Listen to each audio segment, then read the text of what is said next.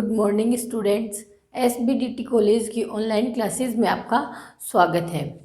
BSc second year thermodynamics में अभी अपना टॉपिक चल रहा है कार्नोट इंजन, जिसमें अपन ने कल उसकी बनावट देखी और जो सोर्स था, सिंक था, जो स्टैंड लिया था और जो वर्किंग सब्सटेंस लिया था उसके बारे में अपन ने पढ़ा।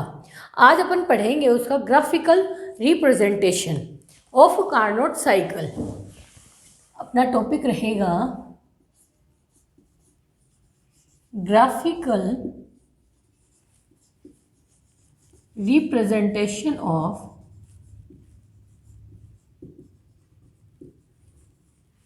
Carnot cycle.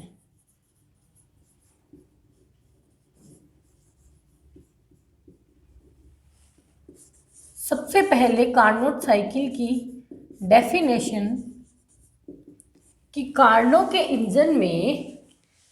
इंजन में कार्यकारी पदार्थ का निश्चित अवस्था से आरंभ होकर विभिन्न उत्क्रमणीय प्रक्रमों के द्वारा विभिन्न अवस्थाओं से गुजरते हुए पुनः अपनी प्रारंभिक अवस्था में आना क्या कहलाता है?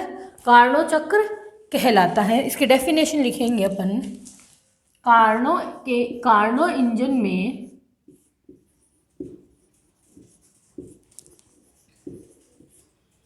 कार्यकारी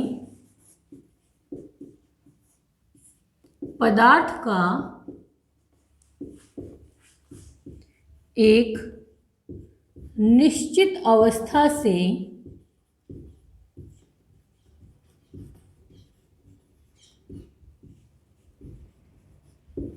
आरंभ होकर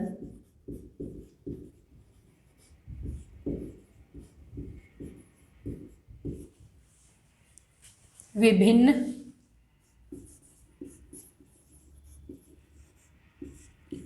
उत्क्रमणीय प्रक्रमों के द्वारा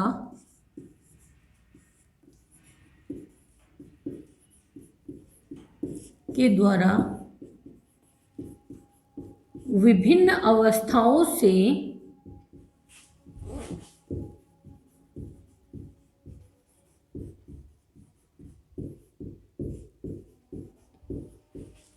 गुजरते हुए पुनः आरंभिक अवस्था में आना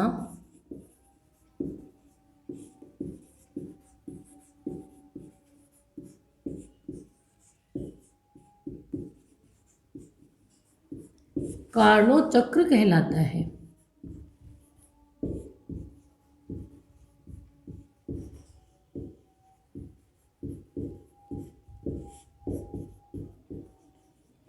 ये तो हुई इसकी डेफिनेशन। कल अपन ने जब उसका स्कीमेटिक डायग्राम बनाया था तब मैंने आपको एक इसका ग्राफिकल रिप्रेजेंटेशन शॉर्ट रूप में बताया था कि इसको अपन आगे एनालिसिस करेंगे। 4 मैंने आपको उसके लिए प्रोसेस बताई थी। क्या क्या थी? समतापीय प्रसार, आइसोथर्मल एक्सपेंशन, सेकंड थी एडियाबैटिक एक्सपेंशन मतलब रुद्धोष्म प्रसार, फिर थर्ड थी आइसोथर्मल कंप्रेशन समतापीय संपीड़न, और फोर्थ थी एडियाबैटिक संपीड़न मतलब कि रुद्धोष्म संपीड़न। तो आज अपन इसका एनालिसिस करेंगे, इसके ग्राफिकल रिप्रेजेंटेशन को पढ़ेंगे कंप्लीटली। तो देखो, जो मैंने क्या बताया था, एक वर्किंग सब्सटेंस लिया था। तो कार्नो के इंजन में अपन ने वर्किंग सब्सटेंस क्या लिया है कि कोई आदर्श गैस है जो किसी खोखले बेलन में भरी हुई है या सिलेंडर में परिबद्ध है। तो उस कार्यकारी पदार्थ के दाब व आयतन के मध्य अपन ने क्या लिया है? प्लॉट ले रहे हैं अपन। तो इधर तो प्रेशर, दाब, इधर आपका वॉल्यूम, आयतन।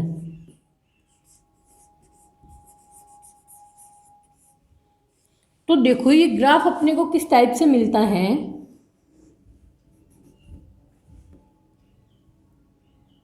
चाहो तो आप साथ साथ इसे बना सकते हो।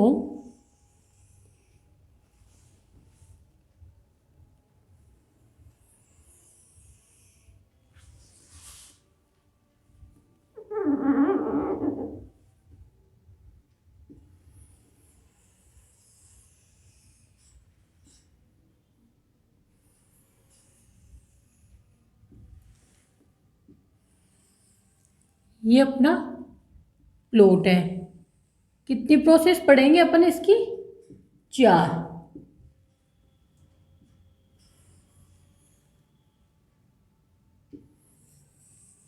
ऐसा ग्राफ अपने को मिलता है।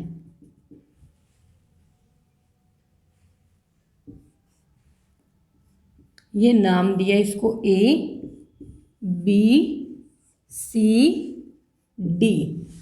यहाँ पर E F G H। सबसे पहले आइसोथर्मल एक्सपेंशन, यहाँ वाला जो है ये क्या है, यहाँ पर सोर्स वाला टेम्परेचर T1 केल्विन और यहाँ सिंक वाला T2 केल्विन है। फिर आएंगे यहाँ पर, ये कौन सा प्रसार है? Adiabatic expansion. ये वाला होगा इसी का उल्टा, ऑपोजिट इसका, कंप्रेशन। तो आइसोथर्मल कंप्रेशन ये होगा आपका, यहाँ लिखती हूँ मैं इसको, एडियाबैटिक कंप्रेशन।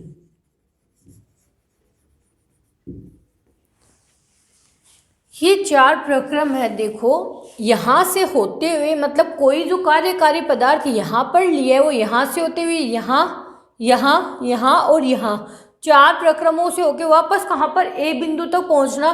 तो ये पूरा क्या हो गया? इसका एक उत्क्रमणीय प्रक्रम हो गया। जो ये था इसी का अपोजिट ये हुआ, ये था इसका अपोजिट ये हुआ। तो वही A + B = C + D वाला। तो ये हुआ एक रिवर्सिबल प्रोसेस। अब अपने को देखो, जैसे अपने एग्जाम में आता है या तो कार्नोट साइकिल पूरा आता है, जब तक स्कीमेटिक डायग्राम बनाना है, कब तक? जब तक कि अपने को कहे कि उसकी बनावट को समझाइए। जब अपने को कहे ग्राफ के निरूपण कीजिए, तो अपने को ये करना है। ग्राफ के अलावा अगर इसकी पूरी थ्योरी की व्याख्या पूछता है, तो अब अपने को क्या करना है? इन चारों को समझना है। 1 बाय 1 करके अपन इन सबको पढ़ेंगे। तो सबसे पहली जो प्रोसेस है इसके अंदर अपनी, वो है समतापी प्रसार या आइसोथर्मल एक्सपेंशन। समतापी प्रसार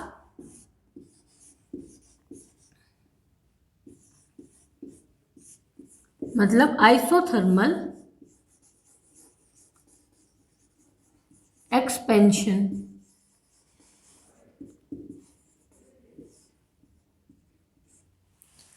तो देखो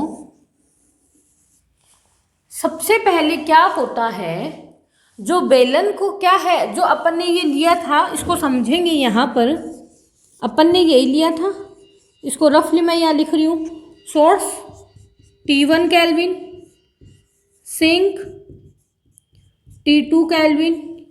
ये यहाँ पर क्या था? स्टैंड था। कैसा? कुचालक। और इनके भी क्या है? सिर्फ ये वाला जो ऊपर वाला पृष्ठ है यही सुचालक है और पूरा कुचालक है ये भी।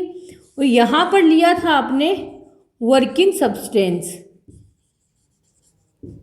जिसमें भी क्या है? सिर्फ ये वाला सुचालक होता है। और सारे के सारे जो इस सिलेंडर में क्या है, अपन ने क्या लिया? आदर्श गैस लिए। ये सारे क्या? ये पिस्टन है, ये भी क्या होता है? कुचालक होता है। तो ठीक है, सबसे पहले इसमें क्या होता है, जो समतापीय प्रसार की क्रिया, इसमें क्या होगा? सबसे पहले अपन क्या करेंगे, जो बेलन है या जो सिलेंडर में जो ये सब्सटेंस लिया है, इस बेलन में अपन ने अगर आदर्श गैस को परिबद्ध किया है, तो ये इसको क्या करते हैं? इस सोर्स के संपर्क में रखते हैं, इससे रिलेटेड करते हैं, इसको इससे यहाँ रखते हैं। ठीक है, सोर्स के संपर्क में रखा जाता है। तो क्या होगा? धीरे धीरे ये सोर्स किससे लेगा? ऊष्मा लेगा। तो यहाँ पर क्या होगा? जैसे जैसे गैस प्रसारित होगी उससे क्या होगा? यहाँ का ये पिस्टन क्या है? ये क्या है? यहाँ पर जो गैस है वो फैलेगी। तो जैसे जैसे गैस प्रसारित होगी तो ये पिस्टन क्या है? धीरे धीरे बाहर की तरफ विस्थापित होगा। तो यहाँ से क्या होगा? जो ऊष्मा ली वो इसमें आई, भाई यहाँ से सोर्स अपन ने क्या लिया था कि अनंत ऊष्माधारिता की एक ऐसी वस्तु होती है जिससे अपन कितनी भी मात्रा में ऊष्मा को अवशोषित कर सकते हैं या ऊष्मा को ग्रहण कर सकते हैं। ठीक है, तो इससे ऊष्मा इसको मिली क्योंकि अपन ने इसको क्या रखा है, यहाँ सोर्स पर रखा है, तो यहाँ से क्या होगी, ऊष्मा आएगी। तो गैस को जैसे जैसे ऊष्मा मिलेगी तो उसका क्या वॉल्यूम बढ़ेगा, वॉल्यूम बढ़ेगा तो क्या होगा, पिस्टन क्या है, धीरे धीरे विस्थापित होगा। धीरे धीरे जब वॉल्यूम बढ़ रहा है, विस्थापित होगा तो क्या होगा, पिस्टन बाहर की तरफ आएगा। तो क्या होगा, यहाँ से क्या हुआ, धीरे धीरे जो ऊष्मा ली थी और पिस्टन बाहर आ रहा है, इसकी क्या एनर्जी इधर लग रही है, तो क्या होगा, धीरे धीरे उसके ताप में कमी आएगी। ये जो ताप में कमी है उसकी क्षतिपूर्ति कैसे करेंगे अपन, उतनी ही मात्रा में क्या है, यहाँ से और ऊष्मा ग्रहण कर लेंगे जिससे उसका ताप क्या है, नियत बना रहेगा। ठीक है, तो ऐसी स्थिति में ये क्या हुई, समतापीय प्रसार की। तो ये समतापीय प्रसार जब हुआ, ये प्रोसेस क्या मान रहे हो, यहाँ से स्टार्ट हुई है, तो ये होगा। तो अब क्या होगा, जो कार्यकारी पदार्थ है वो इस बिंदु से इस बिंदु तक आएगा, उसकी अवस्था चेंज हो गई ना, कि पहले तो जो वर्किंग सब्सटेंस लाके सिर्फ रखा था, ठीक है, वही पोजीशन है। कोई भी चीज़ आप गर्म कर रहे हो, आप ये देख लो कि डेली रूटीन में आप चाय बनाते हो, चाय को भी क्या, जैसा अपन ने उसको रखा है स्टार्टिंग में, लास्ट में तो उसकी स्टेट चेंज हो जाती है ना। पहले तो पानी रखा है अपन ने, लेकिन बाद में जब इसमें और चीज़ें मिलाते हैं और उसको ऊष्मा मिलती रहती है तो उसकी स्टेट चेंज हो जाती है। वैसे इसकी भी क्या होगी, यहाँ से स्टेट चेंज होगी, लेकिन यहाँ पर ताप क्या है, बराबर बना, नियत बना रहेगा। क्योंकि जो ताप में कमी यहाँ पर होगी, इसका वॉल्यूम बढ़ेगा, पिस्टन धीरे धीरे बाहर की तरफ विस्थापित होगा, तो जो ताप में कमी की क्षतिपूर्ति वो कौन करेगा, सोर्स करेगा, यहाँ से करेगा। यहाँ से ऊष्मा ग्रहण करके इससे ले लेंगे तो क्या होगी, ताप क्या है, वो नियत बना रहेगा। फिर देखो जो कार्य होगा वो क्या हुआ, यहाँ से यहाँ तक इसकी अवस्था बदली है, तो इसके लिए जो कार्य हुआ है, तो अपन उसके लिए ऊष्मा क्या लेते हैं, अपन सोर्स की क्या ली थी, Q1 ऊष्मा ग्रहण करता है, Q2 ऊष्मा जो एक्स्ट्रा होती है उसको क्या होता है, सिंक को विसर्जित कर देते हैं। तो ये देखो इसका जो कार्य क्या लेंगे अपन, यहाँ से यहाँ तक की पोजीशन है इसकी, तो किसका क्षेत्रफल होगा, इस वाले प्लॉट का आएगा। तो आइसोथर्मल एक्सपेंशन में ये कैसा कर्व आता है अपना, रेक्टेंगुलर हाइपरबोला की तरह। ठीक है, तो यहाँ से क्षेत्रफल किसका होगा, ये कार्य किसके बराबर हुआ, ए बी जी ई के क्षेत्रफल के बराबर।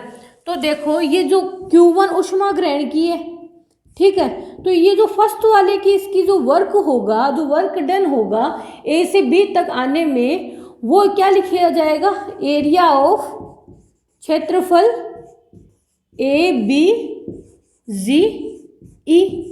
अब देखो इस कार्य को कैसे लिखते हैं अपन जानते हैं यहाँ क्या होगा, डेल यू बराबर 0 क्यों होगा, एज डेल्टा टी बराबर 0, क्योंकि आंतरिक ऊर्जा क्या होती है, CV एंड डेल्टा टी, ये अपन पढ़ते हुए आए हैं। यहाँ से जब डेल्टा टी 0 है, ताप नियत है ये 0 है, ताप नियत, तो डेल्टा टी बराबर 0, तो ये डेल्टा यू बराबर क्या होगा, 0। और थर्मोडायनेमिक फर्स्ट लॉ से अपन जानते हैं डेल क्यू इक्वल्स टू क्या होता है, del U plus del W. तो यहाँ से जब डेल यू निकालते हैं तो del Q minus del W, अपनी आंतरिक ऊर्जा क्या ले रहे हैं, यू, ये ऊष्मा क्या लिए, Q1, और ये कार्य क्या है, फर्स्ट वाला W1।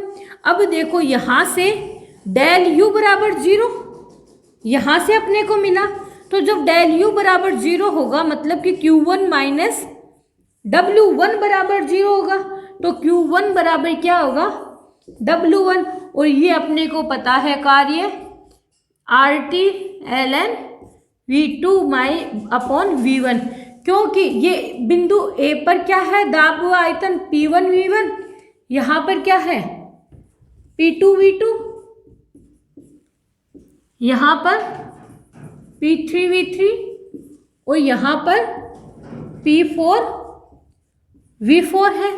तो ये अपना कार्य आएगा nRT, लिख सकते हो 1 मोल के लिए कर देते हैं तो अपन इसको डायरेक्ट RT ln V2/V1।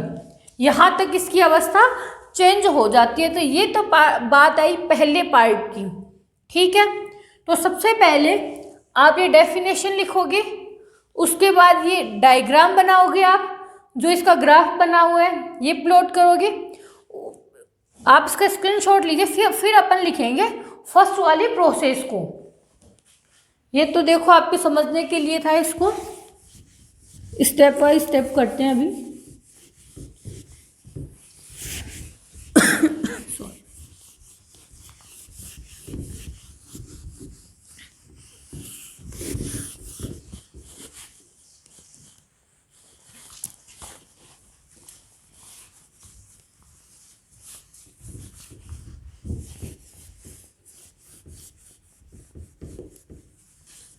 हाँ तो देखो फर्स्ट लिखो समतापीय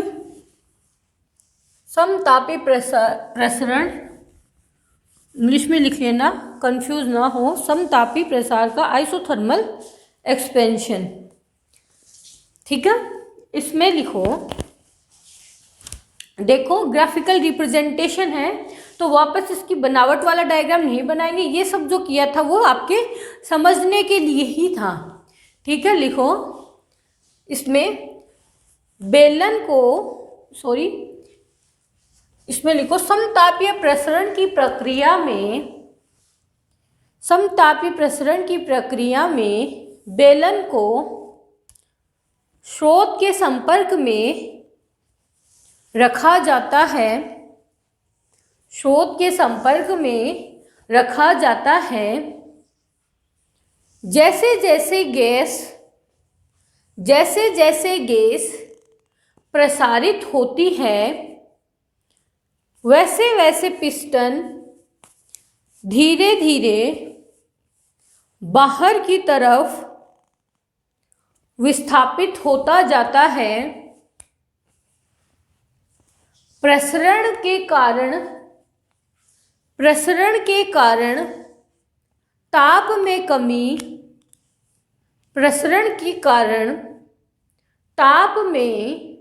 कमी की क्षतिपूर्ति स्रोत से ऊष्मा ग्रहण कर की जाती है, जिससे गैस का ताप नियत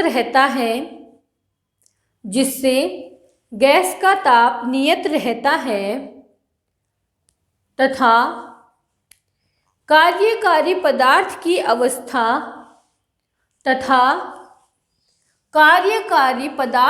अवस्था बिंदु ए, ब्रैकेट में साथ में लिखोगे यहाँ पर P1V1, कार्यकारी पदार्थ की अवस्था बिंदु ए से बिंदु बी, यहाँ लिखोगे P2V2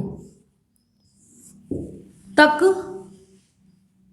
परिवर्तित हो जाती है।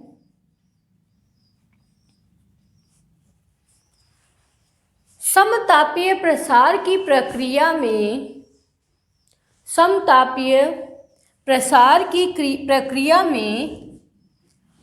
स्रोत से ली गई ऊष्मा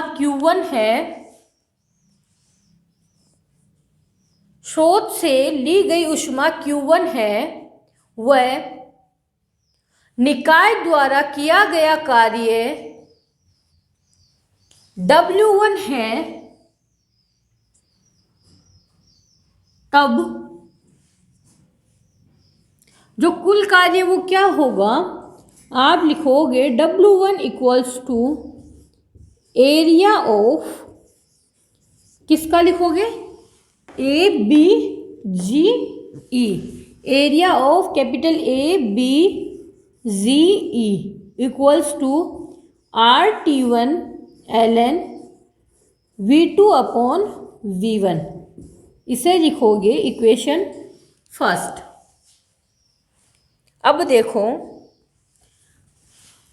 ये यहाँ पर तो आप डायरेक्ट लिख दिए, तो फर्स्ट एक प्रोसेस में आपको बता देना है कि ये कैसे आया। तो यहाँ लिखोगे आप डेल्टा u इक्वल्स टू 0, यहाँ ब्रैकेट में दिखा देना ये 0 क्यों हुआ, as delta t equals to 0, क्योंकि डेल्टा u इक्वल्स टू क्या होता है, N C V delta t।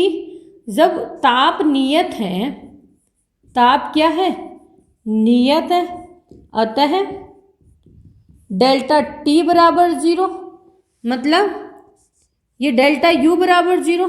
अब अपन जानते हैं थर्मोडायनेमिक्स के फर्स्ट लॉ से, बाय थर्मोडायनेमिक्स फर्स्ट लॉ क्या होता है, D Q equals to D U plus D W होता है। डी यू को क्या लिख सकते हैं, D Q minus D W. जब ये 0 है तो क्या मतलब हुआ, Q1 माइनस, क्योंकि किया ग्रहण की गई ऊष्मा यहाँ पर क्या है, Q1 है, और जो वर्क डन है वो क्या है, W1 है, तो बराबर 0, मतलब कि Q1 बराबर W1। यही जो वैल्यू है वो आई है अपनी, यही आई है अपनी इक्वेशन फर्स्ट।